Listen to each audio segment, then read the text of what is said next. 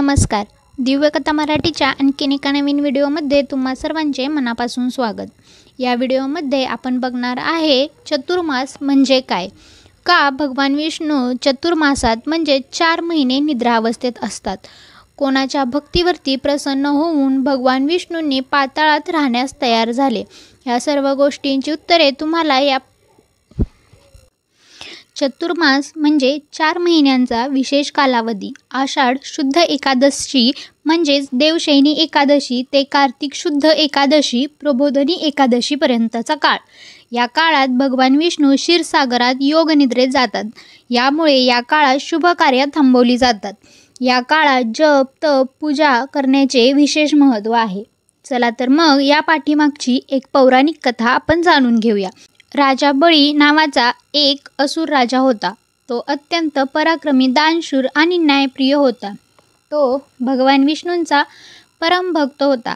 त्याचं संपूर्ण राज्य पृथ्वीवर पसरलं होतं. इतकंच नव्हे तर त्याने स्वर्गही जिंकून घेतला होता आणि देवतांना त्यांच्या स्थानावरून हुसकावून लावलं होतं. राजा बळीने 100 अश्वमेध यज्ञ करण्याचे ठरवले. हे यज्ञ संपूर्ण होताच राजा बळी सर्वशक्तिशाली आणि अजेय होईल व स्वर्गावर राज्य करेल म्हणून इंद्रदेव आणि अन्य देव चिंतित झाले व भगवान विष्णूंकडे त्यांनी सहायता मागितली.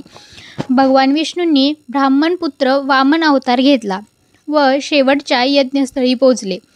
यज्ञपूर्तीसाठी राजा बळी ब्राह्मणांना जे कुणी काही मागेल त्याला ते इच्छित सर्व दान देणार होता. तेव्हा वामन ब्राह्मण बनून राजा बळीकडे आले. राजा बळीने नम्रतेने त्यांचं स्वागत केलं आणि विचारलं, ब्राह्मणदेव, तुम्हाला काय हवं आहे? वामन म्हणाले, मला फक्त 3 पावलं जमीन हवी आहे. राजा बळीने वामनाला जमीन देण्याची प्रतिज्ञा केली. दान देताच वामनाचं रूप प्रचंड विशाल झालं. एका पावलात त्यांनी संपूर्ण पृथ्वी, दुसऱ्या पावलात स्वर्ग व्यापला. 3रं पाऊल ठेवण्यासाठी जागाच उरली नाही.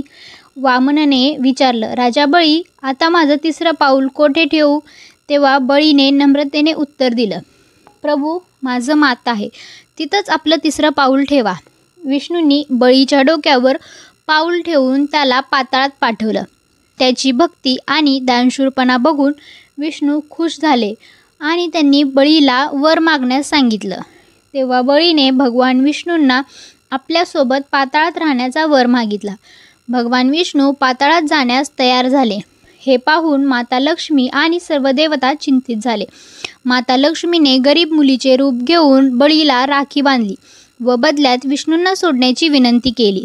बळी तयार झाला, पण विष्णूंना आपल्या भक्ताला नाराज करायचे नव्हते म्हणून त्यांनी चतुर्मासात पाताळात निद्रावस्थेत निवास करण्याचे वचन बळीला दिले. तसेच तू दरवर्षी बलिप्रतिपदा दिवशी पृथ्वीवर येऊ शकशील आणि तुझं नाव युगानुयुगे भक्तीत आणि दानात घेतलं जाईल असा आशीर्वाद दिला. म्हणून आषाढ शुद्ध एकादशीपासून म्हणजेच देवशयनी एकादशी ते कार्तिकी शुद्ध एकादशी प्रबोधिनी एकादशीपर्यंत भगवान विष्णू क्षीरसागरात योगनिद्रेत जातात. त्यानंतर अनेक देवी देवता मिळून पृथ्वीचा भार सांभाळतात. आषाढ एकादशीपासून 4 दिवसांनी गुरुपौर्णिमा येते. त्यामुळे 4 दिवस गुरुदेव पृथ्वीचा भार सांभाळतात. त्यानंतर श्रावण मास संपेपर्यंत भगवान विष्णू पृथ्वीचा भार सांभाळतात. त्यानंतर गणेश चतुर्थी ते अनंत चतुर्दशीपर्यंत गणपती बाप्पा पृथ्वीचा भार सांभाळतात.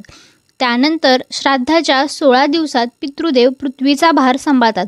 त्यानंतर घटस्थापना ते दसरा या काळामध्ये माता दुर्गा पृथ्वीचा भार सांभाळतात.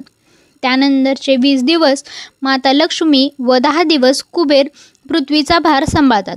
प्रबोधिनी एकादशी दिवशी विष्णू पुन्हा जागृत होतात व पृथ्वीचा कार्यभार सांभाळू लागतात.